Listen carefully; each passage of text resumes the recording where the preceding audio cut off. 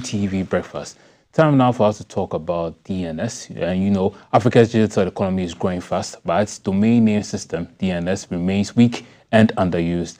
Now, today, Ghana will host the 12th Africa DNS Forum at the Accra International Conference Center. I understand it's going to start in a few minutes, either 9 o'clock or 10 o'clock, but more details on that soon. And it's organized by the Ghana Domain Name Registry, GDNR, with support from the Ministry of Communication, Digital and Technology and Innovation, AFTLD and ICANN. The theme is resiliency of the DNS in Africa. And you know, despite a population of over 1.4 billion, Africa has only about 5 million registered domain names, highlighting low uptake, security risk, and poor infrastructure. Now we're going to take a look at what this one-day forum means, and I've been joined in the studio by Kweku Enchi, who is the Director of Policy and Compliance, GDNR, and Ayitayo Iyotim, who is the Chairperson, President, AFTLD, and Pierre Danjinu, who is the ICANN Vice President for Africa. Good morning, ladies and gentlemen, and you're welcome. Good morning. Yes, good morning. So we're talking domain names, and when we speak about DNS, in simple terms, what are we talking about? It doesn't mean when you're shopping online that we should be aware of the domain to be heading to. Where exactly are we? So what does it mean for the average person watching us? You know, students, whoever it is.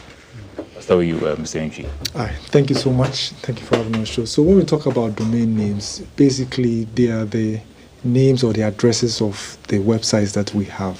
So when you take, for example, you take Ghana.com,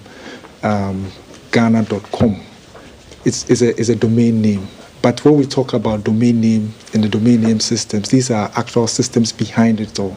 So it's not just about the name itself, but they also addresses or numbers. And one of the things that we talk about domain names is about digital identity, which we are now developing through our DNS systems.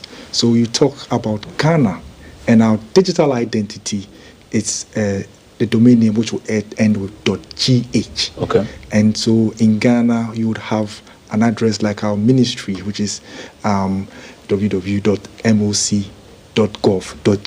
So that is the digital identity of our ministry. And when we talk about domain names, we are encouraging and growing the systems as well as securing this so that each African country, I'm from Ghana, you know that I'm from Ghana, and .gh or .ng from Nigeria, whatever extension, .ke and all that. .ke, .kenya.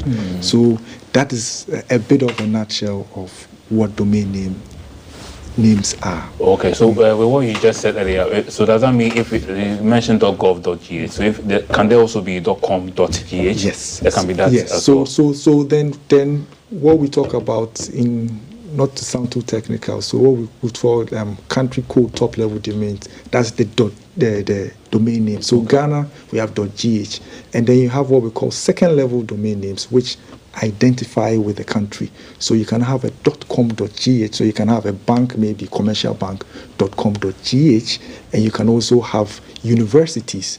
So with that, you would have maybe UG. .gh. Okay, exactly. Yeah, so those are extensions of the domain names which we are able to also create to identify the institutions as well. Okay. It sounds very, very important, and it is very, very important. So, Ayitayo, what happens if it's like the address book, so to speak, is weak or it gets broken? How does it impact those of us who are using the system? Okay, I think this brings us to the conversation about the system itself. There's an entire infrastructure system that includes the registry applications. Those are the applications that allow us to actually register and use those names. And then there's the security infrastructure, which allows those names to be live, to be secure, and to be accessible anywhere you are in the world. So when you talk about the domain name system, it includes the names themselves, the numbers, the infrastructure which is used to manage it, as well as the security, how secure they are. There are certain rules that the Internet Corporation for Assigned Names and Numbers have put in place to ensure, so there's what I would call a minimum management level, which GDNR, for example, would use in managing the registry. There's also the policy backbone, which ICANN manages as well. And this ensures that generally you can talk about safety and security when you talk about the domain name system In fact, you can't talk about the domain name system without talking about safety and the security of these domain names. Okay, Pierre, I'm reading here when it comes to Africa, it's like over 1.4 billion of us, and it's like only about 5 million registered online domain names, registered domain names. It's like the numbers are quite shocking. What would you say perhaps are 3 factors why this is the case? Well, thank you very much for that question. And yes, you are so right that the figures are really what they shouldn't be, actually, because you are talking about, more than 1 billion, in terms of populations. Having 5 million domain names means that there's still work to do. A lot of work, because 5 million against 1.4 billion, that's a lot. Mm-hmm. And I think one of the things that explains this situation is that people need to understand. You were talking about domain name, what exactly it is, and why would I buy, something on .gh? I think we should be in a position to explain to people why they should be having a website and what do you do with your website eventually, And most of the time people will say, well, how do I make my profit out of this thing you are selling to me? So we have to have this conversation so that people should understand that when we're talking about, in fact, we are talking about the internet. We are talking about, the usage that you are having on the internet. What exactly are you doing on the internet today? Of course, in Africa, we are seeing most of the people are just using WhatsApp. But internet is more than WhatsApp. What about Facebook? Because sometimes they put their profiles on Instagram. Yes. So it's important that they have the domain. It's important to have your domain name because whatever Facebook, whatever you are talking about, the Google, whatever, you are just using, tools that has been kind of, developed elsewhere for you. Question for Africa could also be, what exactly are your tools that you are using? And it's quite important. I mean, when I mean tools, if you are looking for whatever data, you just go to Google anyway today. Yeah. There might be a way for you to have your own sort of, system so that your market then is growing because it's also about markets. But as someone working with ICANN, because you heard them mentioning ICANN, you spoke about domain name, you spoke about IP addresses. There needs someone to kind of coordinate all of this so that the internet really exists, and that's what we do at ICANN. Okay. So see this as layers. Eita spoke about the infrastructure there, which is great, But then the data, your usage, all of these form a different layer. Your social media is also a different layer. So one needs to understand those different layers so that you really see what exactly a country should be targeting to.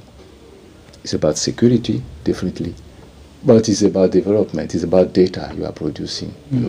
So how do you really understand all of this and apply the right, protocol and system for that? That's why we are in town. That's why you are in town. So, Mr. Nchi, how is it easy to get a domain? Yes, it's easy because it has in terms of the structure. So we're all talking about systems and things. So we as a registry, the Ghana Domain Name Registry, the system that we have in place is that there's a structure. So you have a domain in terms of the regulation and the policy that we champion. So you have the registry on top. Then you grow the system as Pierre is talking about in terms of what we call registrars. So these are companies, organizations who are licensed to be able to register these domain names. Okay. And then there are also other aspects about it. In these registrars also can have what we call resellers, those who push to be able to sell the domain names. And it's in engagements like this that we let the people know about that. Listen, there are registrars who we supervise as regulators to be able to grow the system. And these registrars, we create an enabling environment for them to be able to do these things. And this helps to grow our system because at the end of the day, when we are using these domain names like Pierre is talking about, we are growing our ecosystem. And the other aspect to that we see that we train a lot of young people today or skilled people in terms of these technical skills. They are building websites, they are creating all sorts of security protocols. Even in terms of communications, you have or official or recognized email addresses in and terms building of that trust, and building that brand the trust. online. So as the registry, as we are the registry, we are championing this. But our main goal is for the general community of the internet, because I mean, the internet is for everybody. And the more we use it, the more it becomes effective for all of us to be able to grow the community. Because without now, I mean, he's talking about other applications. There are so many vast other things that we can do in terms of repositories, accessing government. Even now, we have a lot of government activities which are online, which is easing business in terms of interacting with government. And all these are based on the domain name system, which is actually the internet itself. As the internet itself. Yes. So basically, we should think of domains as our houses that we have online. You want a home online, an address online, a phone book, go and get your own domain. I want to touch a bit on the theme, resiliency of the DNS in Africa. What would you say are some of the threats to DNS here in Africa? So I'd like to first talk about the fact that the technology is the backbone for development. Okay. Let's start from there. So technology is backbone for development, but in order to use technology, you need access, you need security, you need knowledge, you need the skills to be able to use it. So when we talk about resiliency, we're talking first, the multi-stakeholder model is the way that the internet is managed, okay, which is that everybody has a stake. Academia, the technical community, the trader, whoever you are, students, whoever you are, the users, the users are also a huge part of the internet. So in Africa, because we are more consuming than actually using the technology, unfortunately. Yeah, that's what we do, because we're on Facebook and most of the time we're consuming. Yeah. Even when we put content on Facebook, it's still consumerism, because if I put my birthday on Facebook, it's not actually productive. It's not contributing. What if you get a gift on that day? It's contributing to you, Jake. So resiliency for us is, how do we build this and actually use it to drive development? How do we ensure that the DNS infrastructure, that the collaboration that we're promoting, that the policies that the countries are building, how do we use the DNS infrastructure and the DNS system to drive development? If we want to drive development, then there has to be collaboration. There has to be advocacy. Governments need to understand the policies that they're building and ensure that all their policies align with how the DNS can grow in Africa. And then also, for each nation, now it's a little tricky, because the .gh, for example, the sovereignty of the nation is included, the domain name, the CCTLD of the country, .gh, .ng, whatever, KE, is owned by the people. So this affects the sovereignty of the people, which means that it's a little bit difficult to impose policies on these CCTLDs. You have to do it with collaboration. There are a lot of advocacy to make sure that government understands. So recently,